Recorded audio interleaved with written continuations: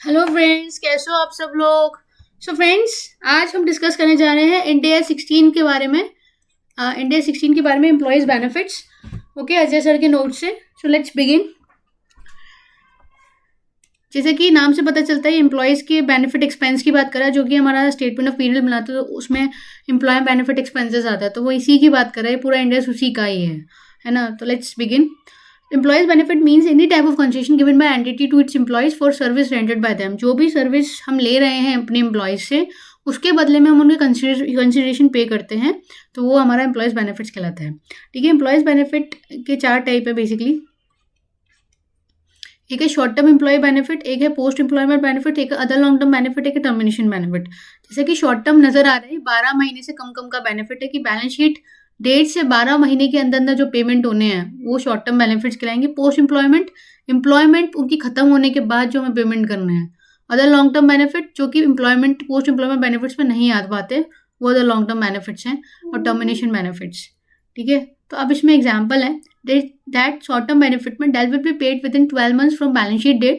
Example is salary wages. Okay, post employment benefit में that will be paid after employment retirement like PF gratuity, pensions। ये आपके हो गए post employment benefits, जो कि आपके रिटायरमेंट में मिलेंगे। Okay, other long term benefit जो कि आपको बैलेंस शीट डेट के 12 महीने के बाद मिलेंगे। ठीक है, बैलेंस शीट डेट के 12 महीने के बाद, जैसे मान लीजिए कि अगर किसी एम्प्लॉय को 5 साल हो गए तो उसे अवार्ड मिलता है और वाउचर मिलता है ना। किसी किसी कंपनी में अवार्ड मिलता है, वाउचर मिलता है, तो क्योंकि उसको 5 साल कंप्लीट हो गए हैं तो ये लॉन्ग टर्म बेनिफिट होता है ना। तो बैलेंस शीट डेट के 12 महीने के बाद पेमेंट होगा, तो इसलिए लॉन्ग टर्म बेनिफिट बोलते हैं इसे। ओके, और फिर टर्मिनेशन बेनिफिट आता है। ये एम्प्लॉय के टर्मिनेशन पर होता है। हम चाहते हैं कि वो एम्प्लॉय हमारे यहाँ काम ना करे, ठीक है, तो हम उसे टर्मिनेट कर देते हैं। लेकिन क्योंकि टर्मिनेट अचानक से कर रहे हैं, ठीक है, उसको नई जॉब ढूंढनी पड़ेगी, घर का अपना खर्चा भी चलाना पड़ेगा, तो इसलिए हम उसको कॉम्पनसेशन पे कर देते हैं। उसको बोलते हैं रिट्रेचमेंट कॉम्पनसेशन। ओके, सो ये होता है। SBP to employees is employee benefit for which accounting is covered under separate Ind AS. जो शेयर बेस्ड पेमेंट का है, कि इसमें शेयर बेस्ड पेमेंट भी आएगा क्या? नहीं, इसमें शेयर बेस्ड पेमेंट नहीं आएगा, क्योंकि उसका सेपरेट इंडियज है, इंडियज 102। ठीक है, वो कवर करता है, तो ये नहीं आएगा। ओके फ्रेंड्स, सो अकाउंटिंग कैसे होगी? Employment completely based on accrual concept.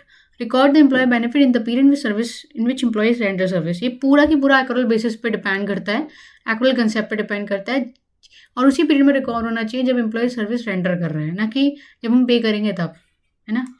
So accounting क्या होगी? शॉर्ट टर्म एम्प्लॉय बेनिफिट की सैलरी वेजेस के केस में salary is accrued and paid, तो salary account debit to bank हो जाएगी।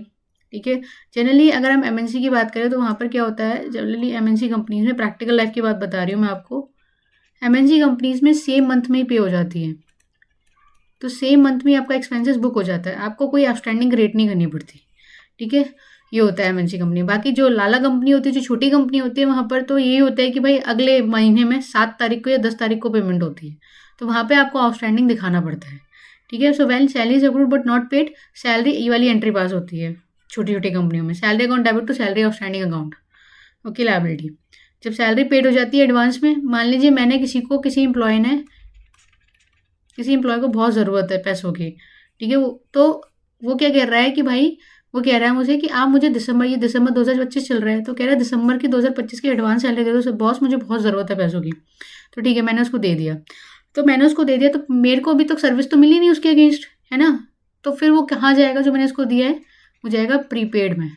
ठीक है, prepaid salary account debit to bank हो जाएगा, और जैसे ही मुझे वो सर्विस देगा, ये एक्सपेंस हो जाएगा। मतलब जैसे ही मेरा 31 दिसंबर कंप्लीट होता है, मेरी बुक्स क्लोज होगी, तो मेरा क्या हो जाएगा? Salary account debit, salary expenses account debit to prepaid salary. Okay, तो ये होगा। अब आ जाते हैं शॉर्ट टर्म बेनिफिट्स में, बोनस में। तो बोनस में क्या होगा? So bonus it is recognise on the date when condition to receive bonus is met by employee. ठीक है, मान लीजिए कि परफॉर्मेंस बोनस होता है जनरली कंपनीज में, तो परफॉर्मेंस बोनस तब दिया जाता है, एक साइकिल होती है। ठीक है, एम्प्लॉयमेंट साइकिल होती है कि आपको अगर कंपनी में 1 साल पूरा हो गया और आपके केआरए जो हैं, की रिस्पॉन्सिबिलिटीज़ जो हैं, आपके जो केआरए हैं, ठीक है, वो आपका बहुत अच्छा परफॉर्मेंस है, केआरए आपके अच्छे हैं, जो आपके केपीआईज है वो अच्छे हैं, की परफॉर्मेंस इंडिकेटर्स, तो आपको परफॉर्मेंस बोनस मिल जाएगा। या आपने कोई पर्टिकुलर टारगेट अचीव कर लिया तो आपको परफॉर्मेंस बोनस मिल जाएगा, है ना। तो वो कंडीशन जब मीट होती है तभी तो एक्रू होगा परफॉर्मेंस बोनस मेरा। तो यही लिखा हुआ है इसमें, even condition to receive bonus met by employee, bonus accrue हो जाता है तो क्या एंट्री हो जाती है, bonus account debit to provision for bonus account. ठीक है, ये P&L में एम्प्लॉय बेनिफिट एक्सपेंस में चला जाएगा, ये लाइबिलिटी में आ जाएगा। अब अगर मुझे 12 महीने के अंदर अंदर पे करना है तो ये मेरा करंट लाइबिलिटीज़ में आ जाएगा, और अगर मेरे को 12 महीने के अंदर पे नहीं करना तो ये नॉन करंट लाइबिलिटीज़ में आ जाएगा। ठीक है, when bonus is paid after regular तो provision for bonus debit to bank हो जाता है। Calculation bonus payable to employees कैसे होगी, amount of bonus per employee multiply, मान लीजिए मैं दे रही हूँ भाई 10,000 रुपये मिलेगा पर employee, so number of employees who met the condition 10 लोग हो गए, तो ये 1,00,000 रुपये हो गया। ठीक है, 1 लाख हो गया। Sometime the entity announce bonus in the form of profit sharing plan. ठीक है, प्रॉफिट शेयरिंग प्लान के रूप में प्लान करते हैं, share and profit is given to employees of bonus on meeting the conditions. So इस केस में क्या होता है, मैंने कहा भाई कि तुम्हें 2% ऑफ प्रॉफिट मिल जाएगा अगर ये तुम कंडीशन मीट कर लेते हो तो 2% ऑफ प्रॉफिट, 2%। मैंने 10 एम्प्लॉय से कहा ऐसा जो सेल्स और मार्केटिंग वाले थे। ठीक है, so in this case bonus payable to employees is calculated follow profit earn by entity during the year. ठीक है, मान लो प्रॉफिट 1 करोड़ रुपये हुआ। ठीक है, तो शेयर इन प्रॉफिट कितना हो गया, 2%।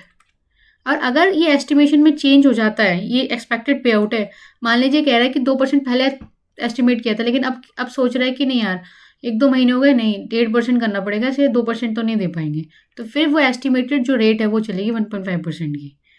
1.5%, 2% से 1.5% हो गया, या 1.2% से 3% हो गया, जो भी हो गया, तो वो जो आपकी एस्टिमेटेड रेट है वो चलेगी।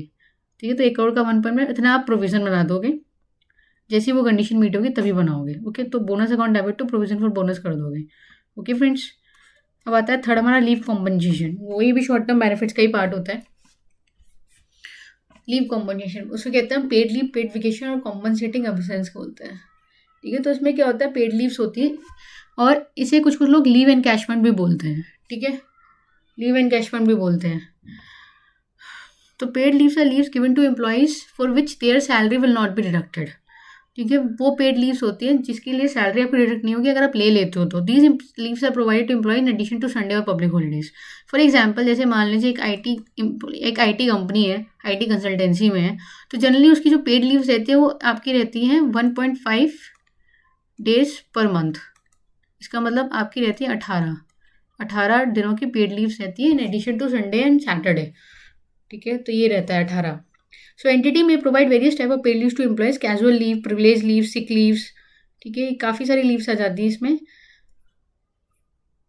सो एक्चुअली क्या होता है, ये पेड लीव्स में ना, इसमें एक चीज़ है, ये तो चलो थियोरेटिकल बात हो गई, लेकिन ये पेड लीव जो होती है जैसे 1.5 या 1.25 होती है ना, ये होती है आपकी पेड लीव्स जिनको आप एनकैश करवा सकते हो। अगर आप आज रिज़ाइन कर देते हो तो आपकी जो भी एक्यूमुलेटेड लीव है उसका पैसा आपको मिल जाएगा। ठीक है, लेकिन आपकी जो कैजुअल, प्रिविलेज लीव और सिक लीव होती है, ये आपकी एनकैश, नॉन कैश होती है, ये आपकी कैश नहीं हो सकती। ठीक है, तो ये होता है, लेकिन ये भी आपके पेड लीव का ही पार्ट होता है। तो कुछ इसमें से आपकी कैश हो सकती है और कुछ इसमें से नॉन कैश भी हो सकती है। तो leave encashment is recognise follows if unused unutilised leave can be carry forward to next year. अगर अनयूटिलाइज लीव आपकी कैरी फॉरवर्ड हो सकती हैं तो वो आपकी पेड लीव होंगी। ठीक है, if employee try to cash for carry forward unused leaves in next year, अगर आप उसके बदले में कैश ले सकते हो नेक्स्ट ईयर तो वो वेस्टिंग हो जाएगी। So it is recognised on the date when leaves are earned by employee in the year in which unused leave arises.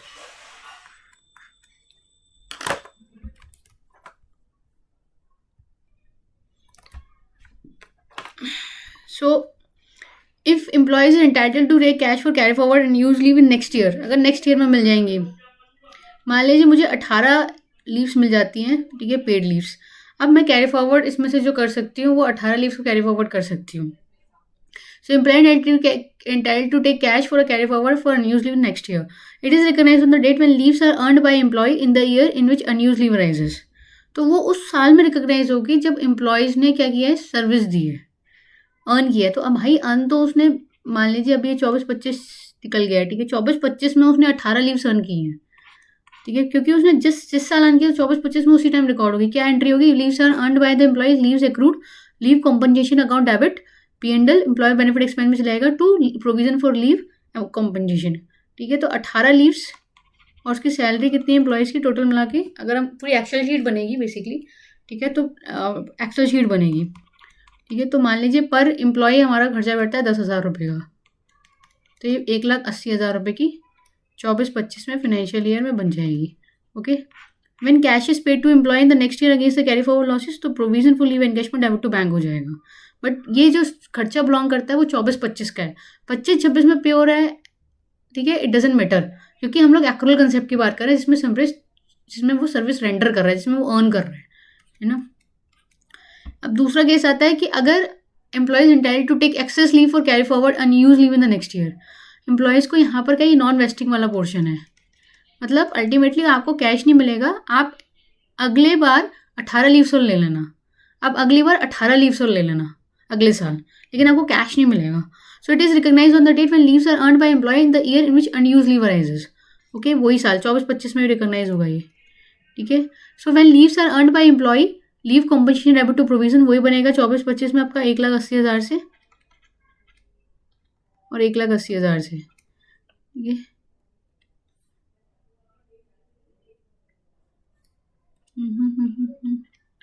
When employees take carry forward leaves in next year और lapses in next year, ठीक है, तो अब क्या बनेगा, आपको current salary जो होगा अमाउंट वो कम हो जाएगा, तो provision for leave encashment debit to bank 1,80,000 आ जाएगा, और जो बाकी का आपने सैलरी में काम किया है वो आ जाएगी आपकी सैलरी उतनी नेट, ठीक है। सो इसमें ये लिखा हुआ है अनयूज और unutilised leave can not be carry forward to next year, non accumulated है, ठीक है, वो लैप्स हो जाती है उसी साल, तो फिर कोई अकाउंटिंग ट्रीटमेंट नहीं होगा, ठीक है, कोई अकाउंटिंग ट्रीटमेंट आप लो तो ठीक है, नहीं लो तो कुछ नहीं मिलेगा, लेकिन सैलरी तो आपको फिक्स मिलनी है। तो calculation of leave leave and cash compensation payable to employees, क्या कैलकुलेशन होगी, leave compensation payable to employees की, टोटल नंबर ऑफ एम्प्लॉयज़ है, मान लीजिए टोटल नंबर ऑफ 100 है हमारे, total number of unused leaves है उनकी 18 बची पड़ी हैं, ठीक है, ऑन एन एवरेज मान लो उनकी बची पड़ी है 10 ऑन एन एवरेज, किसी ने यूज़ कर ली किसी ने नहीं की, तो ऑन एन एवरेज 10 बची है, सैलरी पर डे 10,000 रुपये है, तो कितना हो गया फ्रेंड्स, 10 लाख रुपये हो गया, चलिए ठीक है, कितना हो गया 10,000 मल्टीप्लाई 1,00,000 1,00,000 और 1,00,000 10,00,000 ठीक है, 1 2 3 4 5 6 7 1 करोड़ रुपये हो गया, ठीक है, 1 करोड़ रुपये हो गया। Okay, so leave and commission payable to employees में क्या आएगा, number of expected to utilise unused leave next year, मान लीजिए ये 100 एम्प्लॉयज़ है, number of leaves expected to utilise by each employee next year, number of unused leave, ठीक है, मान लीजिए उनको कैरी फॉरवर्ड कर सकते हैं 10, लेकिन उसमें से ऑन एवरेज 5 यूटिलाइज कर पाएंगे, तो सैलरी पर डे कितना हो गया आपका 10,000 रुपये है ना, तो कितना आ जाएगा आपके पास 50 लाख रुपये आ जाएगा, ठीक है, तो ये हो जाएगी, है ना, ये एग्जाम्पल दिया हुआ है इसमें। A is an employee in ABC Limited, following are the detail headed to salary, annual salary 30 lakh है, number of working days during the year 300 days है, paid leave allowed 20 days है। In first year, A has taken 5 days paid leave only and remaining leave has been carried forward to next year. Okay. In second year, Mr. A has taken all the paid leaves out of 35 days, 20 plus 30, 5 journal entry for year 1 and year 2. Okay.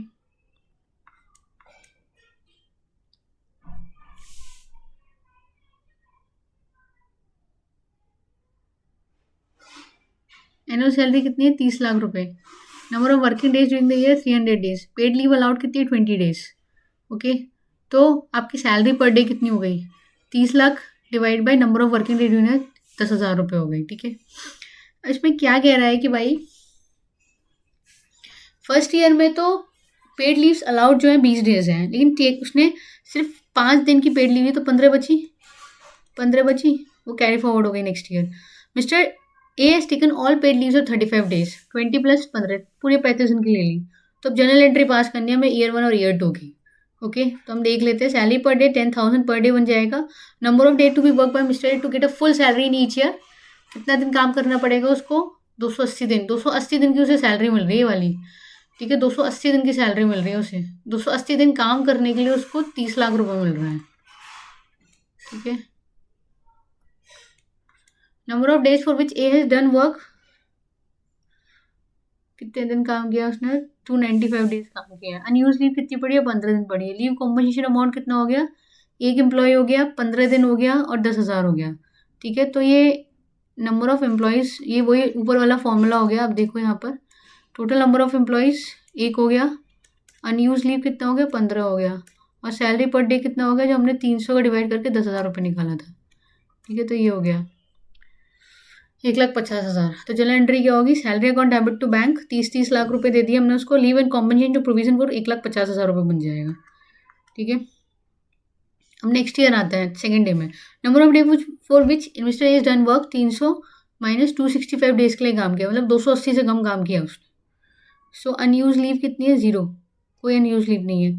So no leave compensation होगी। Salary कितनी पे होगी भाई, ultimately 10,000 रुपये 265 days के लिए तो calculate कर दिए जाएंगे उसको, है ना।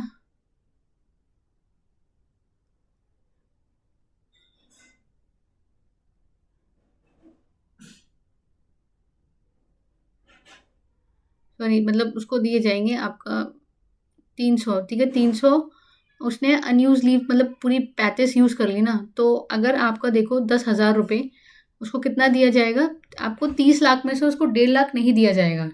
ठीक है, 30 लाख अल्टीमेटली उसकी सैलरी तो 30 लाख ही है ना, लेकिन 30 लाख में से उसका जो पार्ट है 1.5 लाख का, वो किस वजह से मिल रहा है उसको, मतलब जो 15 दिन का एडवांटेज मिल रहा है, पिछले टाइम उसने अर्न किया था उसकी वजह से उसको 15 दिन का एडवांटेज मिल रहा है। तो 1.5 लाख उसमें प्रोविजन फॉर कॉम्पनसेशन रहेगी। बाकी का जो सैलरी अमाउंट है 28,50,000 का, वो उसको पे होगा आपको सैलरी में से, तो वो एक्सपेंसिव होना चाहिए उतना आपका। और ये जो आपका 28,50,000 है, ये आपका किससे बिलोंग करता है, फाइनेंशियल ईयर 25-26 से। ओके, और ये आपका फ्लैंग करता है 24-25 से। ठीक है, तो आपका टोटल मिला के सैलरी का पेमेंट हो गया 30 लाख रुपए। ये जनरल एंट्री बन जाएगी इसकी। ठीक है, एग्जाम्पल 2 देखते हैं।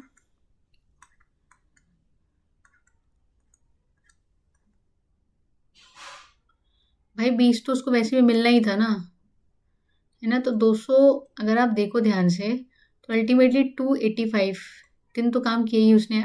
यहाँ पे उसने लीव ले ली, दैट्स अ डिफरेंट थी, पूरी यूटिलाइज कर ली, है ना। लेकिन 15 दिन का तो उसे वैसे भी एडवांटेज, तो 280 दिन तो उसने काम किया ही है ना एक तरीके से। मान लीजिए जाएगा 280, तो पूरा की पूरा उसका 30 लाख का तो बन ही रहा है। लेकिन 30 लाख में से अगर मान लो वो आज के दिन मान लो तो 20 यूटिलाइज कर लेता, 280 होता। ठीक है, और वो 15 दिन एक्स्ट्रा क्या करता, अब 280 दिन को उसको 30 लाख रुपए मिल रहे थे। आप सोच के देखो, 280 दिन के 30 लाख रुपए मिल रहे थे, अगर 15 दिन वो काम नहीं करता, 15 दिन काम नहीं करता, 15 दिन की छुट्टी मान लेता, तो इसमें से क्या 1.5 लाख रुपए नहीं कम हो जाते, क्योंकि वो 280 दिन के 30 लाख रुपए मिल रहे हैं उसको, 300 दिन के 30 लाख नहीं मिल रहे, 280 दिन के 30 लाख मिल रहे हैं। 15 दिन तो उसको एक्स्ट्रा एक्सेस में कैरी फॉरवर्ड हो गया। ठीक है, एक्स्ट्रा एक्सेस में कैरी फॉरवर्ड हो गया।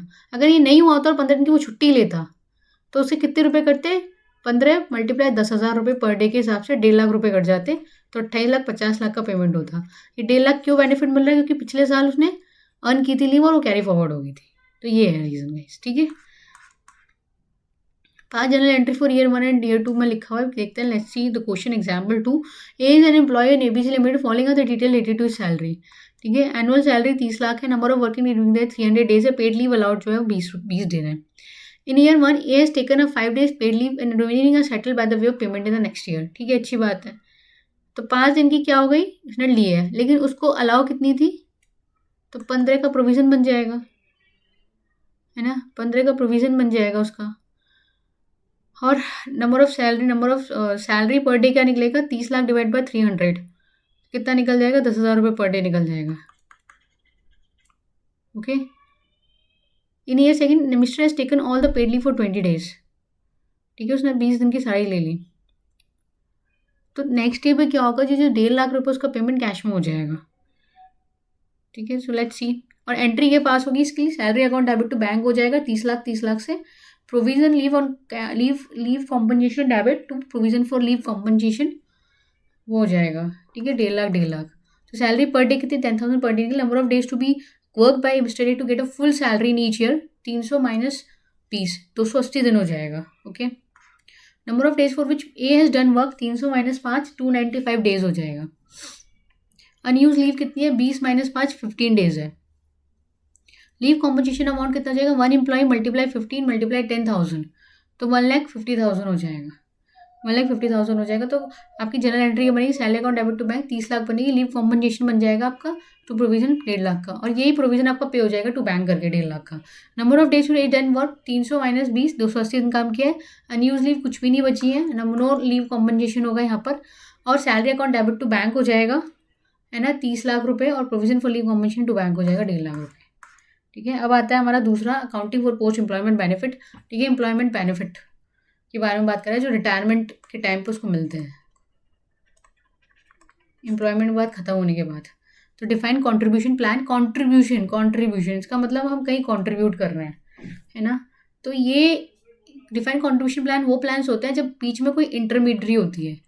ठीक है, बीच में कोई इंटरमीडियरी होती है, जैसे कि आपकी गवर्नमेंट, आप गवर्नमेंट को दे रहे हो, एम्प्लॉयज़ के लिए आप गवर्नमेंट को पैसा दे रहे हो, तो ऐसे प्लान्स को कहते हैं डिफाइंड कंट्रीब्यूशन प्लान, जहाँ पे कंट्रीब्यूशन कर रहे हो आप, ठीक है, एम्प्लॉय के बिहाफ पे और अपने बिहाफ पे, किसी थर्ड पार्टी को कर रहे हो। ठीक है, और अगर मान लीजिए एम्प्लॉय और एम्प्लॉयर के बीच में कोई इंटरमीडियरी नहीं है, तब भी कोई बेनिफिट एम्प्लॉय दे रहा है एम्प्लॉयर को, वो भी एम्प्लॉयमेंट के बाद, जैसे ग्रेचुटी, तो वो होता है डिफाइंड बेनिफिट प्लान्स, वो होता है डिफाइंड बेनिफिट प्लान्स, उसको डीबीओ भी बोलते हैं। Okay friends, so these are the post employment under which entity pay fixed contribution into a fund on the behalf of employee. ठीक है, fix contribution into a fund on the behalf of employee will have no further obligation to pay any amount to employ post employment any case. ठीक है, अगर कुछ होता है तो भाई पीएफ वाले जाने, हम पीएफ में कंट्रीब्यूट कर रहे हैं, जो भी आपका सेक्शन के अंदर पीएफ आता है, गवर्नमेंट को कंट्रीब्यूट कर रहे हैं। अब गवर्नमेंट और आप जानो कि आपको पीएफ का कैसे रिलाइज करोगे, कैसे करोगे, हमें कोई मतलब नहीं है उससे। ठीक है, तो यही होता है, कोई फर्दर ऑब्लिगेशन नहीं होती पे, ठीक है, to pay any amount to employ post employment any case, PF contribution में company to EPF for his employees. ठीक है, जनरल एंट्री इस टाइम पे क्या होती है, क्योंकि एक्रू हो रहा है, जैसे जैसे वो सर्विस दे रहे हैं वैसे ही एक्रू हो रहा है, तो एंट्री क्या होती है, defined contribution expense debit to defined contribution payable. ठीक है, defined contribution expense debit to defined contribution payable. अब ये जब वो रिटायर होंगे तभी उनको पैसा मिलेगा, तो ये कौन सी लाइबिलिटी हो जाती है, हमारी नॉन करेंट लाइबिलिटी हो जाती है, और ये किस में चला जाता है, एम्प्लॉय बेनिफिट एक्सपेंस में चला जाता है। और निकलती कैसे, सैलरी मल्टीप्लाई कॉन्ट्रीब्यूशन परसेंटेज, जब पे हो जाता है तो contribution payable debit to bank हो जाता है। ठीक है, so if it is to be paid after 12 months from balance sheet, then it should be recognise at present value and interest cost charge over the period to unwind the discount. ठीक है, अब भाई मेरे को पता है कि ये जो सैलरी का कॉन्ट्रीब्यूशन जा रहा है, ये इनको पे होगा जब ये कंपनी छोड़ेंगे। अब 5 साल बाद छोड़ सकते हैं, 6 साल बाद छोड़ सकते हैं, तो मुझे क्या करना होता है, इसकी जो प्रेजेंट वैल्यू होती है, अगर मान लीजिए फ्यूचर वैल्यू दी हुई है क्वेश्चन में, तो मुझे इसकी प्रेजेंट वैल्यू पर लाना पड़ेगा, मतलब इसमें से इंटरेस्ट कॉम्पोनेंट हटाना पड़ेगा, है ना। तो वो जो पीवी आएगा उसी पर रिकॉर्ड होगा, फिर एक टेबल बनेगी, उस पर इंटरेस्ट कैलकुलेशन होगी, वो फिर क्या हो जाएगी, अनवाइंड किया जाएगा उस लाइबिलिटी को, तो इंटरेस्ट एक्सपेंस डेबिट होगा, और अनवाइंड करेंगे हम तो लाइबिलिटी क्रेडिट हो जाएगी। So general entry at the end of each period and to unwind discount interest cost expense debit to, और ये जो इंटरेस्ट है ये आपका फाइनेंस कॉस्ट में नहीं जाएगा, स्टेटमेंट ऑफ पीरियड में, ये जाएगा एम्प्लॉय बेनिफिट एक्सपेंस में, क्योंकि वो उसी का पार्ट है। तो defined contribution payable account create हो जाएगा। So opening balance of defined contribution into discounting rate. ठीक है, अब आता है दूसरा डिफाइंड बेनिफिट प्लान। में इसी प्लान की बात करी थी जिसमें एम्प्लॉयर और एम्प्लॉय दोनों के बीच में डायरेक्ट रिलेशन होता है, कोई थर्ड पार्टी नहीं होती, दोनों के बीच में डायरेक्ट रिलेशन होता है, कोई थर्ड पार्टी नहीं होती। ठीक है, these are the post employment under which entity has obligation to pay agreed benefit directly to employees post employment any case. Example gratuity हो गई, it is recognise over the period of service by employee for which benefit will be paid after his employment. Okay, हाँ, तो ये over the period होता है, जैसे मान लो 5 साल ग्रेचुटी के होते हैं, तो 5 साल तक आपको सर्विस देनी पड़ेगी, तब जाकर आपको उसी सेम कंपनी में तब जाके आपको ग्रेचुटी मिलती है। तो step to be follow for accounting for defined benefit plan. Defined benefit plan, total benefit to be paid to employ, step one है, इसमें हम ऐसे कैलकुलेट करेंगे। So total benefit to be paid to employ post employment, benefit percent आ जाएगा, expected final salary की कितनी होगी, number of year of service आ जाएगा। ठीक है, तो ऐसे करके कैलकुलेट होगा। Benefit attributed to each year of service, total benefit to be paid to employ post employment divide by number of year of service. ठीक है, मान लो मुझे सबसे पहले अमाउंट निकालना पड़ेगा कि भाई आज इसको 5 साल हो जाएंगे तो मुझे कितना पे करना पड़ेगा, मुझे इसको 5 साल हो जाएंगे कितना पे करना पड़ेगा, है ना। मान लो जो मेरी बेसिक सैलरी होगी 5 साल बाद, मेरी जो भी बेसिक सैलरी होगी, मेरी बेसिक सैलरी मान लीजिए 1 लाख रुपए होगी, तो 1 लाख का मुझे देना पड़ेगा इनको 15 डिवाइड बाई 26 और नंबर ऑफ ईयर्स जो भी कंप्लीट है, 5 साल कंप्लीट हो गए या 6 साल कंप्लीट हो गए, है ना। तो ये निकल जाएगा। पहले मुझे ग्रेचुटी का अमाउंट टोटल निकालना पड़ेगा। अब जब टोटल ग्रेचुटी का अमाउंट निकल गया है तो total benefit to be paid to post employment, तो टोटल बेनिफिट जो भी निकला है उसको divide by number of year से डिवाइड बाय करना होगा। करेंट सर्विस कॉस्ट क्या आएगी? Recognise current service cost defined benefit expense each year at the PV of benefit attributed to that year. ठीक है, जो भी आपकी करेंट सर्विस कॉस्ट निकलेगी जब हम पीवी करेंगे उसका, ठीक है, तो वो रिकॉग्नाइज है। Current service cost account debit to, और एंट्री क्या बनेगी? Current service account debit to defined benefit obligation account liability में। ठीक है, इंटरेस्ट कॉस्ट भी चार्ज होगी उस पर, क्योंकि आप पीवी पे लेकर आ रहे हो करेंट सर्विस कॉस्ट को, तो बिकॉज लायबिलिटी भी बढ़ानी है, इंटरेस्ट के साथ साथ लायबिलिटी भी बढ़ेगी पीवी की वजह से, है ना। तो आपके इंटरेस्ट अकाउंट डेबिट हो जाएगा टू डिफाइंड बेनिफिट ऑब्लिगेशन हो जाएगा। So charge interest cost each year end opening balance of deferred benefit obligation to unwind the discount because the current service cost defined is recognise each year at present value. So general entry क्या बनेगी? Interest cost account debit to defined benefit obligation, तो opening balance defined benefit आएगा multiply discount rate हो जाएगा। अब आता है actual gain और लॉस। ठीक है, एक्चुअल गेन और लॉस, तो रिकॉग्नाइज एक्चुअल गेन और loss at each year end. ठीक है, फिर एक्चुअल गेन और लॉस आएगा each year end, defined benefit obligation calculated by actually due to change in financial demographic assumption और experience variance like estimate of expected final salary, number of year of service, discounting rate etcetera. तो journal entry क्या बनेगी? At each year end actual loss. ठीक है, actual loss account debit to DBO account बन जाएगी, और अगर actual gain है आपको तो वो डिक्रीज हो जाएगा डीबीओ में। ओके, एक्चुअल लॉस है तो क्या हो जाएगा? मान लीजिए कि हमारी एक्चुअल, क्योंकि कंपनीज के अकॉर्डिंग मैंडेटरी होता है हर कंपनी को एक्चुअरियल रिपोर्ट, मतलब आपकी जो लीव एनकैशमेंट होता है, ठीक है, और जो ग्रेचुटी होता है उसके लिए वैल्यूएशन रिपोर्ट निकालना ज़रूरी होता है। तो वैल्यूएशन रिपोर्ट के अकॉर्डिंग जो कैलकुलेशन बनती है, मान लीजिए कि आपका आ रहा है डिफाइंड बेनिफिट प्लान, आपके अकॉर्डिंग बन रहा है डिफाइंड बेनिफिट प्लान जो आपने एस्टिमेट किया है, क्योंकि मंथली बुक क्लोज करते हो, है ना। मंथली बुक क्लोज करते हो तो आपने डीबीओ निकाल लिया अपने अकॉर्डिंग, तो वो बन रहा है 10 लाख, लेकिन एक्चुअल के अकॉर्डिंग जो डीबीओ आ रहा है मंथली का वो बन रहा है, वैसे तो ईयर वाइज होता है, ठीक है, क्वार्टरली बेसिस पे रिपोर्ट आती है, तो क्वार्टरली बेसिस पे रिपोर्ट आती है। मान लो आपका बन रहा है मंथली उसके हिसाब से ऑन एन एवरेज 10 लाख का, और उसका बन रहा है 12 लाख का, तो आपको ज़्यादा बनाना पड़ेगा डिफाइंड बेनिफिट ऑब्लिगेशन। तो क्या हो जाएगा? डीबी क्रेडिट हो जाएगा और एक्चुअल लॉस डेबिट हो जाएगा, और ये जो एक्चुअल लॉस है वो ओसीआई में जाएगा, ठीक है। ये पीएनएल में नहीं जाएगा, क्यों? क्योंकि ये पहली बात तो ये एस्टिमेटेड है, ये आपका एक्चुअल नहीं है ना। दूसरा भाई कि आप अपने पीएनएल को इसकी वजह से बार बार थोड़ा छेड़ोगे, आप 1000 बार एस्टिमेट लगाओगे, आपके एस्टिमेशन में, एम्प्लॉयज़ के एस्टिमेशन में डिफाइंड बेनिफिट ऑब्लिगेशन को कैलकुलेट करते टाइम पे, तो 1000 बार पीएनएल तो ना छोड़ोगे, है ना। तो इसलिए ये आपका ओसीआई में चला जाता है, क्योंकि अनलेस और थोड़ा सा एक्चुअल नहीं है, एस्टिमेटेड है, ठीक है, तो ओसीआई में चला जाएगा। एक्चुअल डेबिट टू डीबीओ बढ़ जाएगा, और अगर एक्चुअल गेन आ रहा है, मान लीजिए हमने अकॉर्डिंग 10 लाख ज़्यादा एस्टिमेट कर दिया, लेकिन ये तो कह रहा है कि भैया सिर्फ आपको 8 लाख रिकॉर्ड करना चाहिए था, तो 8 लाख रिकॉर्ड करना चाहिए था, तो ये गेन हो जाएगा, तो डीबीओ लायबिलिटी कम हो जाएगी और एक्चुअल गेन क्रेडिट हो जाएगा। ठीक है फ्रेंड्स, अब आता है हमारा पास सर्विस कॉस्ट आती है। So recognise past service cost and DBO due to change in defined benefit plan announce by the entity changing benefit in the plan. ठीक है, आप क्या करोगे? रिकॉग्नाइज करोगे पास सर्विस कॉस्ट को डीबीओ पर। मान लीजिए आपका डिफाइंड बेनिफिट प्लान में कोई चेंज हो गया, तो जो आपने पिछला रिकॉर्ड किया, 2 सालों से आप रिकॉर्ड करते हुए आ रहे हो, तो भाई वो तो करेंट सर्विस कॉस्ट तो नहीं, वो तो पास्ट हो गया, उसमें कोई चेंज हो रहा है, तो आपको पास सर्विस कॉस्ट डेबिट या क्रेडिट करके चेंज करना पड़ेगा। तो जनरल एंट्री क्या बनेगी? डिफाइंड बेनिफिट प्लान में चेंज की, if change in plan result in additional benefit to employ, अगर एम्प्लॉय को एडिशनल बेनिफिट, आपका लॉस हो गया तो पास सर्विस कॉस्ट डेबिट हो जाएगा, एक्सपेंस हो जाएगा ना, बेनिफिट एक्सपेंस में इंक्रीज हो गया है, तो पास सर्विस कॉस्ट अकाउंट डेबिट हो जाएगा टू डीबीओ क्रेडिट हो जाएगा। ठीक है, और अगर आपके प्लान की चेंज होने की वजह से क्या हुआ है, आपका बेनिफिट्स में एम्प्लॉयज़ की जो बेनिफिट्स मिले उसमें कम हो गए, ठीक है, तो उसकी वजह से क्या होगा? आपको बेनिफिट हो जाएगा। अगर वो आपको बेनिफिट हो जाएगा तो पास सर्विस कॉस्ट क्रेडिट हो जाएगा और डीबीओ क्या हो जाएगा? डेबिट हो जाएगा। अल्टीमेटली इम्पैक्ट में पड़ेगा, पीएनएल में पड़ेगा। ठीक है, लायबिलिटी तो कम ही हो जाएगी हमारी, और ये जनरली यही तभी होता है जब एक्चुअल रिपोर्ट की वजह से भी होता है। ठीक है, रिपोर्ट की वजह से होता है जनरली कंपनीज में। So payment of benefit to employ, recognise payment to benefit to employees from DBO on the date of payment to employees post retirement. मान लीजिए 5 साल हो गए किसी एम्प्लॉय को, मुझे ग्रेचुटी देनी है, तो जो प्रोविजन बना रखा है डीबीओ लायबिलिटी का, उसमें से हम ट्रांसफर करेंगे तो टू बैंक हो जाएगा, तो डेट ऑफ पेमेंट पर डीबीओ डेबिट टू बैंक हो जाएगा। ठीक है, अब आता है हमारे पास ये 8th पॉइंट, कर्टेलमेंट इन सेटलमेंट। ठीक है, कर्टेलमेंट सेटलमेंट का केस आता है।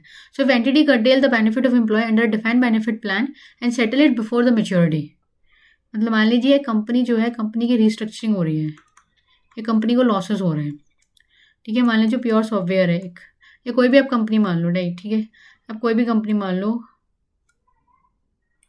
ठीक है, कंपनी ABC है ना, कंपनी AB लिमिटेड है, उसको लॉसेस हो रहे हैं। उसने सोचा था जब इसको प्लान को उन्होंने अनाउंस किया था कि हम डिफाइंड बेनिफिट प्लान देंगे, ग्रेचुटी कैलकुलेट करेंगे, तब तक तो उनको लॉस नहीं था, लेकिन 2 साल बाद उनको लॉस आने लगा, 2 साल बाद लॉस आने लगा, है ना। तो उस टाइम अब क्या करेंगे, ये लोग कहेंगे कि भाई हम नहीं चला सकते, तो हमें इसे कर्टेल करना होगा, हमें इसे कर्टेल करना होगा, ठीक है। तो अब क्या होगा, हमें इसे कर्टेल करना होगा। अब एम्प्लॉयज़ तो ठीक गुस्सा हो गए भाई, एम्प्लॉयज़ गुस्सा हो गए कि कह रहे हैं कि भाई आप ये ग्रेचुटी हटा रहे हो, हमें ग्रेचुटी नहीं दोगे, ये जो डिफाइंड बेनिफिट प्लान है वो हमें नहीं मिलेगा, हम 2 साल से इस चक्कर में तो काम कर रहे हैं, तो उनको कॉम्पनसेशन भी देना पड़ेगा, आपको उनको कॉम्पनसेशन भी देना पड़ेगा, है ना। तो ये है इसमें। So if entity curtail the benefit of employees, मतलब कैंसिल कर देती है ना defined benefit plan and settle it before maturity, then recognise the curtailment transaction settlement gain और लॉस ऑन दैट डेट, ठीक है, जनरल लॉस ही होता है। So general entry on date of curtailment settlement, DBO liability हो जाएगी, deduction in DBO due to curtailment जितनी बार हुआ है, ठीक है, टू बैंक हो जाएगा पेमेंट ऑफ सेटलमेंट ऑफ जो भी हमें कॉम्पनसेशन देना पड़ा है, ठीक है, जो भी हमें कॉम्पनसेशन देना पड़ा है वो आ जाएगा। लॉस ऑन सेटलमेंट अकाउंट, ये बैलेंस आ जाएगा। गेन ऑन सेटलमेंट, गेन तो कम ही होता है, लॉस ही सबसे ज़्यादा होता है। लेकिन हाँ, मान लो जो कि हमने DBO रिकॉर्ड कर रखा है अपना 2 लाख रुपए का, और हमें कॉम्पनसेशन देना पड़ा है सिर्फ 1.5 लाख रुपए का, हाँ, तो उस केस में आपको बेनिफिट हो सकता है, क्योंकि कॉम्पनसेशन तो कम ही अमाउंट का दोगे ना। आप DBO बना के बैठे हो ज़्यादा का, कॉम्पनसेशन दे रहे हो कम, गेन ही होगा इसमें तो, ठीक है। So calculation of closing balance, closing balance DBO का कैसे निकलेगा, ज़्यादातर क्वेश्चन इस पे भी आता है कि डिफाइंड बेनिफिट ऑब्लिगेशन का क्लोजिंग बैलेंस निकाल के दिखाओ at each year end by preparing ledger after considering of general entries. तो आप एंट्री पास करोगे ये वाली, तो तब आपका क्लोजिंग बैलेंस आ जाएगा, ठीक है, क्लोजिंग बैलेंस आ जाएगा। तो भाई अगर आपका एक्चुअल गेन हुआ है, एक्चुअल गेन मतलब है आपका क्या होगा, ठीक है, DBO डेबिट हो रहा है ना, अगर डेबिट हो रही है तो एक्चुअल गेन हो रहा है डेफिनेटली, ठीक है। टू पास सर्विस कॉस्ट आपके बेनिफिट्स में कम हो रहा है, लाइबिलिटी कम हो रही है ना, यहाँ पे लाइबिलिटी कम हो रही है, ये जो डेबिट है इसमें मतलब लाइबिलिटी कम हो रही है, यहाँ पे लाइबिलिटी ज़्यादा बढ़ रही है, ठीक है, यहाँ पे लाइबिलिटी में बढ़ाव तो हो रही है। तो मान लो बायस्ड करेंट सर्विस कॉस्ट से लाइबिलिटी बढ़ेगी, इंटरेस्ट कॉस्ट से लाइबिलिटी बढ़ेगी, एक्चुअल लॉस से लाइबिलिटी बढ़ेगी, पास सर्विस कॉस्ट से एडिशनल बेनिफिट्स हो रहे हैं एम्प्लॉइज को तो लाइबिलिटी बढ़ेगी, लॉस में सेटलमेंट हो रहा है तो लाइबिलिटी बढ़ेगी, एक्चुअल गेन वाली लाइबिलिटी कम होगी, पास सर्विस कॉस्ट में रिडक्शन हो रहा है तो लाइबिलिटी बढ़ेगी, बैंक को पे कर रहे हो, बेनिफिट पे कर रहे हो तो लाइबिलिटी कम होगी, बैंक में पे कर रहे हो सेटलमेंट के लिए तो लाइबिलिटी कम होगी, गेन और सेटलमेंट हो रहा है तो लाइबिलिटी कम होगी, ठीक है। तो जो भी आएगा वो बैलेंस आ जाएगा, ओके। बाय पेइंग स्टेटमेंट असूल, या फिर ऐसा स्टेटमेंट बना सकते हो, ठीक है। अगर बड़ी कंपनियों में प्रैक्टिकली ये स्टेटमेंट बनता है, लेकिन लेजर बनाना हमारे लिए ज़्यादा ईजी है क्योंकि हमें समझ में आता है, ठीक है। अब स्टेप 2 आ गया आपका प्लान एसेट्स। अगर आपके प्लान एसेट्स आते हैं तो क्या होगा, क्योंकि स्टेप 1 में हमने कितने पॉइंट्स पढ़ लिए फ्रेंड्स, हमने पढ़ लिए 9 पॉइंट्स स्टेप 1 में, केवल स्टेप 1 में, है ना। स्टेप 1 डिफाइंड बेनिफिट प्लान का था, सॉरी स्टेप जो 2 था वो डिफाइंड बेनिफिट प्लान का था, ठीक है। स्टेप 1 कितना था, डिफाइंड कॉन्ट्रीब्यूशन प्लान था, ठीक है, ये आपका डिफाइंड कॉन्ट्रीब्यूशन प्लान था, ये डिफाइंड बेनिफिट प्लान था। तो मैंने इसमें 9 पॉइंट्स कवर कर लिए। अब हम आते हैं स्टेप 2 पे प्लान एसेट्स में। So it's a plan investment saving for meeting with defined benefit obligation, ठीक है, ये प्लान इन्वेस्टमेंट सेविंग है डिफाइंड बेनिफिट ऑब्लिगेशन को मीट आउट करने के लिए। मान लीजिए होता क्या है कि डिफाइंड बेनिफिट ऑब्लिगेशन मतलब ग्रेचुटी, ठीक है। अब ग्रेचुटी का फंड मैं P&L में से डिडक्ट करती जा रही हूँ, ठीक है, हर साल। मैं क्या करती हूँ, मैं सोचती हूँ भाई मैं जो ये अमाउंट डिडक्ट कर रही हूँ, मैं ऐसा ना हो कि मैं कहीं इन्वेस्ट कर दूँ, ठीक है, मैं कहीं सेफ जगह इन्वेस्ट कर दूँ, कम से कम मुझे इंटरेस्ट तो मिल जाएगी 7% 8% जो भी है, ठीक है। तो उसी को कहते हैं प्लान एसेट्स, ठीक है। तो it's a plan investment for meeting the defined benefit obligation, is recognise fair value at each year end, ठीक है, ईच ईयर एंड पे फेयर वैल्यू पर रिकग्नाइज करती है जो भी चल रही है। So contribution in the plan assets, recognise the contribution made in plan assets on the date of investments, ठीक है, जो भी आप कॉन्ट्रीब्यूशन कर रहे हो प्लान एसेट्स में डेट ऑफ इन्वेस्टमेंट पे वो आप रिकग्नाइज करो। तो कैसे आएगा, plan assets debit to bank हो जाएगा, plan assets debit to bank हो जाएगा। जैसे कोई सेविंग अकाउंट में लगा दिया, बॉन्ड खरीद लिया, कुछ भी हो सकता है सेफ इन्वेस्टमेंट, ठीक है। General entry for contribution plan assets debit to bank हो जाएगा। Expected return on plan assets, expected return आएगा तो इनकम होगी, और प्लान एसेट डेबिट हो जाएगा। So recognise expected interest in opening balance of plan asset each year end using the same rate at which interest cost is charge on DBO. ठीक है, interest cost is charge on DBO मतलब जो ये market rate चल रही है, ठीक है, वही लोगे आप। तो उस केस में अर्न भी आप उतना ही दिखाओगे कि हमारी अर्निंग भी उसी के बराबर हो रही है जितनी इंटरेस्ट कॉस्ट जा रही है। सिर्फ contribution made in between of a year then recognise expected interest income on such contribution also for that period. अगर कॉन्ट्रीब्यूशन आप बीच में कर रहे हो, मिडिल ऑफ समथिंग, लाइक मान लो कि 6 महीने हो गए आपको फाइनेंशियल खत्म होते हुए, ठीक है, ठीक है, तो आप एक्सपेक्टेड इनकम ऐसी कॉन्ट्रीब्यूशन में मान लो और फिर आपको कॉन्ट्रीब्यूशन कर दिया, आपने 1 लाख रुपए और ऐड कर दिए प्लान एसेट्स पे, तो उस पर जो इंटरेस्ट आ रहा है वो भी आप कंसिडर करोगे, वो भी आप कंसिडर करोगे। ठीक है, जो general entry at each year end plan assets debit to expected return on plan investments.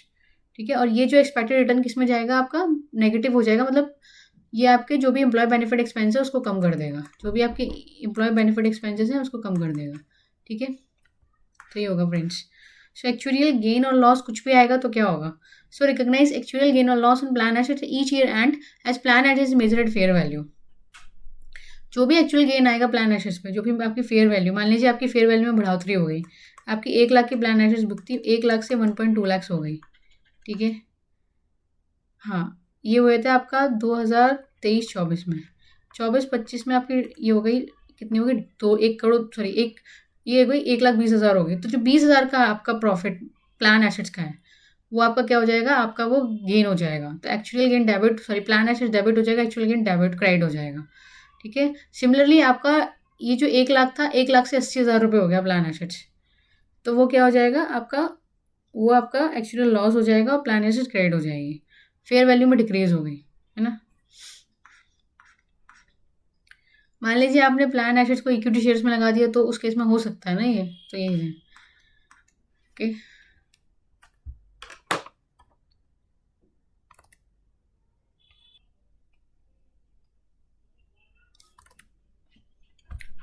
So actual loss, withdrawal of amount for plan assets for payment of benefits to employees. ठीक है, अब इसमें क्या है, यहाँ पर विड्रॉल ऑफ अमाउंट है। आप प्लान ऑफ एसेट से विड्रॉल करो, तो विड्रॉल अगर कर रहे हो तो आपको डेफिनेटली रिसीव होगा, तो bank account debit to plan assets हो जाएगा for payment of benefits to employees. Recognise withdrawal of amount for plan assets for payment of benefits to employees on date of payment to employees post employment. Okay, so recognise कर दो कि withdrawal of amount of plan assets for payment of benefits to employees on date of payment to employees post employment. ठीक है, journal entry क्या होगी, date of withdrawal पे bank account debit to plan assets होगी। Okay, for payment of benefits to employees on the date of payment to employees post employment. ठीक है, अब आपको क्या करना है, आपको भाई उनकी एम्प्लॉयमेंट कंप्लीट हो गई तो आप तभी तो विड्रॉल करोगे अपने प्लान एसेट से अमाउंट, तो आप साइमल्टेनियसली दोनों एंट्री एक साथ करोगे, है ना। यहाँ पे एक तरफ आपको पैसा मिल रहा है और दूसरी तरफ मान लीजिए हम लोगों को पैसा मिल गया 1 करोड़ रुपये। ठीक है, withdrawal of amount for plan assets for payment of settlement amount for curtailment in benefits. Recognise withdrawal of amount of plan amount from plan assets. Recognize withdrawal of amount of plan assets for payment of settlement amount for curtailment benefit on date of payment. तो general entry क्या होगी, bank account debit to plan assets हो जाएगी। ठीक है,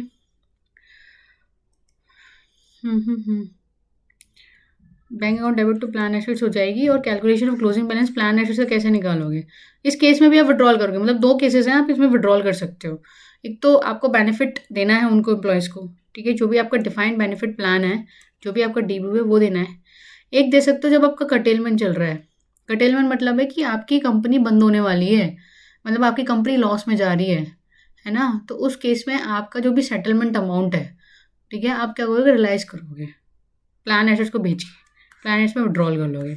सो आपका अगर plan assets की क्वेश्चन आता है तो आप क्या करोगे, क्लोजिंग बैलेंस निकालने के लिए बोला तो ऐसे लेजर बना के क्लोजिंग बैलेंस निकाल लोगे। ठीक है, preparing ledger account after considering about general entries. इसमें क्या होगा, प्लान एसेट्स का अकाउंट डेफिनेट डेबिट होगा बिकॉज एसेट्स है हमारी, है ना। जब हम प्लान एसेट्स में पैसा डाल रहे हैं तो टू बैंक करेंगे, तो उसको जो भी डेबिट साइड है वो बढ़ेगा, प्लान एसेट्स बढ़ेगा जब भी जो भी डेबिट साइड होगा, तो टू बैंक हो जाएगा, expected return of plan assets हो जाएगा, ये डेबिट हो जाएगा। एक्चुअल गेन है, ठीक है, आपकी फेयर वैल्यू जो है वो बढ़ी है प्लान एसेट से। ठीक है, हर साल के एंड में कर रहे हो ना, तो प्लान एसेट से क्या हो रही है, आपकी फेयर वैल्यू बढ़ रही है, तो वो भी हो जाएगा। ठीक है, यहाँ पर क्या है, आपको पैसा आपने विड्रॉल कर लिया तो प्लान एसेट घट जाएगा, तो बाय बैंक हो जाएगा। एक्चुअल लॉस हो रहा है तो उससे घट जाएगा, फिर बैलेंसिंग आ जाएगी आपकी उससे। ठीक है, bye paying settlement is follows statement is follow, या स्टेटमेंट बना लो तो ऐसे हो जाएगा कंपनियों में ज़्यादातर स्टेटमेंट बनता है, लेकिन हमारे लिए सबसे ईजी जो रहेगा वो प्लान एसेट्स का लेजर रहेगा।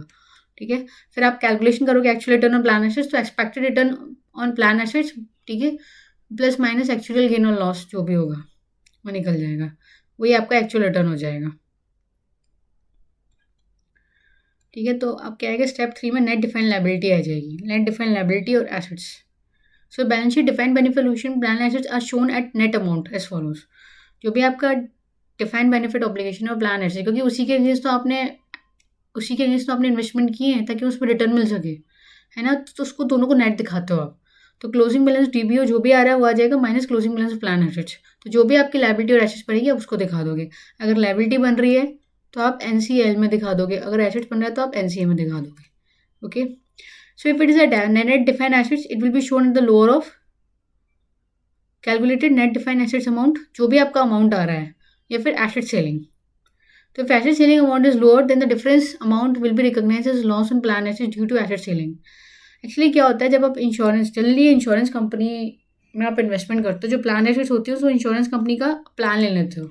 तो जब इंश्योरेंस कंपनी का प्लान ले लेते हो तो उसमें ना कुछ सेलिंग लिमिट होती है कि, और इंश्योरेंस कंपनी को पता होता है कि आप डीवीओ में कितना पे करने वाले हो। तो मान लो कि आपका उसमें रिटर्न आ रहा है, ठीक है, आपका जो पैसा हो गया है वो आपका 2.5 लाख हो गया है, लेकिन आप पे कर रहे हो उसमें 2.3 लाख सी। तो वो कहता है कि 20,000 में से जो भी नेट बेनिफिट आपको मिल रहा है, गेन मिल रहा है आपको, गेन, तो जो आपको 20,000 का गेन मिल रहा है हम आपको उसमें 15,000 रुपये देंगे, 5,000 रुपये तो आप भूल जाओ। तो इंश्योरेंस प्लान चलते हैं इसके, तो इसमें ये लिमिट होती है एक्चुअली। तो वो वही लिमिट की बात कर रहे हैं एसेट सेलिंग की। तो मान लीजिए मेरी एसेट सेलिंग जो है, ठीक है, वो है मेरी कि 15,000 रुपये, ऊपर हम 15,000 रुपये दे सकते हैं, इससे ज़्यादा पैसे नहीं देंगे आपको, और 15,000 से जो भी ऊपर होगा वो हम रख लेंगे। ठीक है, तो asset selling amount is lower, that difference amount will be recognise loss in plan asset due to asset selling. तो जो भी आपकी 5,000 का लॉस है वो लॉस इन प्लान एसेट हो जाएगा, उससे आपको प्लान एसेट घटाना पड़ेगा। तो लॉन in plan asset due to asset selling 5,000 debit to 5,000 रुपये। ठीक है, क्या आता है हमारा, एक मिनट, नेट इंटरेस्ट कॉस्ट आ जाएगी और या इनकम आ जाएगी। So P&L interest cost charge on DBO and expected interest income on plan assets are shown at net amount is follows. Interest cost charge on DBO कितना हो जाएगा आपका, डिफाइंड बेनिफिट ये हो जाएगा, और एक्सपेक्टेड रिटर्न कितना आ रहा है ये हो जाएगा। तो नेट इंटरेस्ट कॉस्ट इनकम बन जाएगी। मान लीजिए इंटरेस्ट कॉस्ट जनरली डीबीओ पे, ठीक है, मार्केट रेट पे लेते हैं, तो मान लीजिए ये आ रही है 10,000 रुपये, और हमारा एक्सपेक्टेड जो इंटरेस्ट इनकम आ रहा है वो आ रहा है 8,000 रुपये। तो हमारा जो नेट इंटरेस्ट कॉस्ट है वो 2,000 रुपये आ रहा है ना। तो आप नेट अमाउंट पे दिखाओगे, आपको P&L में दिखाना है तो आप नेट अमाउंट दिखाओगे इंटरेस्ट कॉस्ट का, जो कि आपका जाएगा एम्प्लॉय बेनिफिट एक्सपेंसेस में ही। ओके, ये होगा।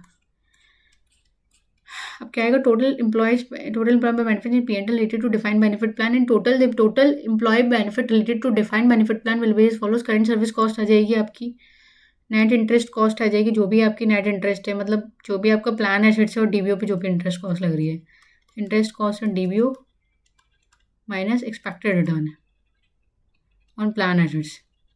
ठीक है, expected return on plan assets जो हमने ऊपर निकाली है। ठीक है, और कोई भी पास सर्विस कॉस्ट की वजह से आपकी अगर इंक्रीमेंट हो रही है, ठीक है, आपकी लायबिलिटी बढ़ रही है तो ऐड हो जाएगी, अगर लायबिलिटी कम हो रही है तो वो डेट हो जाएगी।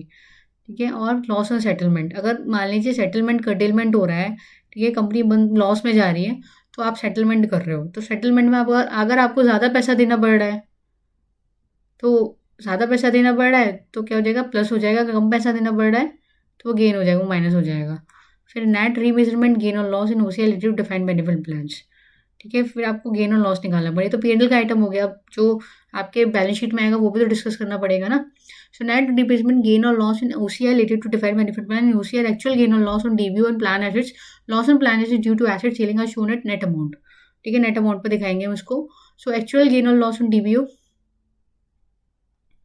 ठीक है, मान लो आपको एक्चुअल गेन जो हो रहा है, मान लो आपकी लायबिलिटी बढ़ गई, तो आपको क्या हो रहा है, लॉस हो रहा है 10,000 रुपये का। ठीक है, एक्चुअल लॉस हो रहा है प्लान एसेट्स, प्लान एसेट की जो भी फेयर वैल्यू थी वो आपकी क्या हो गई, बढ़ गई। ठीक है, प्लान एसेट्स की आपकी जो गेन हो गया, आपका फेयर वैल्यू बढ़ गई प्लान एसेट्स की। अगर आपकी प्लान एसेट्स की फेयर वैल्यू बढ़ गई है तो आपको क्या होगा, गेन होगा, है ना। तो गेन होगा तो गेन होने पे माइनस होना चाहिए, गलत है। लॉस होने पे तो प्लान एसेट्स, गेन होने पे तो प्लान एसेट्स डेबिट होगी ना, डेबिट होगी। अगर प्लान एसेट्स डेबिट होगी, डीबीओ आपका क्या होगा, डीबीओ आपका लॉस होने पे बढ़ेगा, है ना। डीबीओ आपका लॉस होने पे डेबिट बढ़ेगा, क्योंकि क्या एंट्री पास करोगे डीबीओ पे आप, actual gain to, sorry actual loss debit to DBO, है ना। डीबीओ बढ़ गया। अब प्लान एसेट्स अगर हमारी बढ़ती है तो क्या होगा, एक्चुअल गेन क्रेडिट हो जाएगा और प्लान एसेट्स डेबिट हो जाएगी, है ना। तो क्या होगा, प्लान एसेट्स डेबिट हो जाएगी, है ना, डेबिट हो जाएगी तो ये माइनस हो जाएगी। Loss on plant asset due to asset selling, 5,000 का लॉस हो गया, तो वो लॉस माइनस 5,000 हो जाएगा। नेट रिइंवेस्टमेंट गेन और लॉस आ जाएगा, ठीक है, ऐसे करके। Accounting for other long term benefits same होंगे जैसे डिफाइंड बेनिफिट प्लान में, वैसे ही होगा। मान लीजिए किसी एम्प्लॉय ने 10 साल पूरे कर लिए तो उसको अवार्ड मिलता है और ई वाउचर मिलता है, तो वो 10 साल बाद मिलेगा ना उसको, तो वो आपको अभी से बुक करना है तो over the period of book करोगे उसको, जैसे ऊपर दिखाया गया है। टर्मिनेशन बेनिफिट हमने बताया था, जैसे मान लीजिए किसी एम्प्लॉय को टर्मिनेट करने के लिए बोल दिया जाता है कि भाई आप चले जाओ यहाँ से, तो आप नई काम करो, यहाँ पर चले जाओ, टर्मिनेट कर दिया ऑल ऑफ सडन। अब भाई अगर टर्मिनेट कर दिया उसे उसे तो वक्त ही नहीं दिया ना आपने नई जॉब ढूंढने का, अपने घर घर गृहस्थी को चलाने का, आपने अलग से टर्मिनेट कर दिया, उसके पहले आपको कॉम्पनसेशन देना पड़ेगा, है ना, आपको कॉम्पनसेशन देना पड़ेगा। So recognise on the date when entity announce the termination plan, उसे कहते हैं रिट्रेसमेंट कॉम्पनसेशन एक्रूड, ठीक है। जब आपने अनाउंस कर दिया तभी आपको एक्रू हो जाएगा। So general entry amount paid exclusive termination employment when is accrued retrenchment compensation account debit, ठीक है। और to compensation payable, retrenchment compensation payable हो जाएगा। ये कहाँ पे बन जाएगी आपकी लाइबिलिटी, तुरंत नहीं है तुरंत, तो आपकी ये बन जाएगी करेंट लाइबिलिटी बन जाएगी, ठीक है। और ये कहाँ पे आ जाएगा, रिट्रेसमेंट कॉम्पनसेशन आपका पीएनएल में आ जाएगा। और अब जब पे होगा तो retrenchment compensation payable debit to bank हो जाएगा, ओके। अगर part of amount is paid to employ for receiving service from there in future, मान लीजिए मैंने किसी एम्प्लॉय को टर्मिनेट कर दिया है, लेकिन मैंने कहा है कि टर्मिनेट तो मैं करूँगा लेकिन तुम मुझे 6 महीने की सर्विस दे पर जाओ, क्योंकि मेरी कंपनी में 6 महीने, ठीक है, तुम्हें उसकी नॉलेज है उस प्रोजेक्ट की, ठीक है, तो तुम ही कंप्लीट करके जाओ, फिर तुम टर्मिनेट होना। तो 6 महीने मुझे उसकी सर्विस मिल रही है, तो अल्टीमेटली मैं जो मुझे उसे सर्विस मिली है उसके बदले में कॉम्पनसेशन दे रही हूँ, तो वो सैलरी है, वो टर्मिनेशन बेनिफिट नहीं है। तो वो सैलरी के रूप में रिकॉर्ड करोगे, salary account debit to bank करोगे। तो part of amount is paid to employ for receiving service for them in future, तो आप नॉर्मल सैलरी की तरह अकाउंट करोगे उसको, वो पार्ट जो होगा वो रिट्रेसमेंट कॉम्पनसेशन का पार्ट फॉर्म नहीं करेगा बेसिकली। सो ये है, सो ये था guys. So thank you for watching, I hope आपको अच्छा लगा होगा। So thank you for watching.